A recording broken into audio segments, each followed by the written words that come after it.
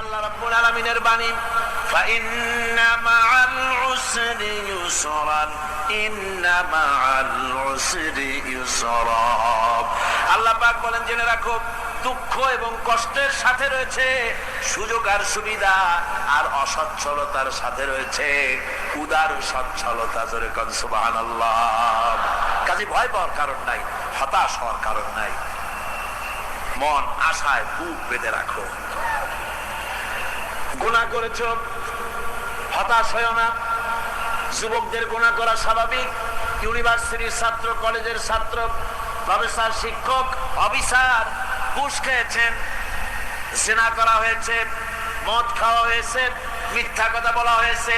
যাই কিছু করেন না কেন, ভয় পাওয়ার কারণ নাই, নিরাশ হওয়ার কোনো দরকার নাই। আল্লাহ পাক ডেকে বলেছেন,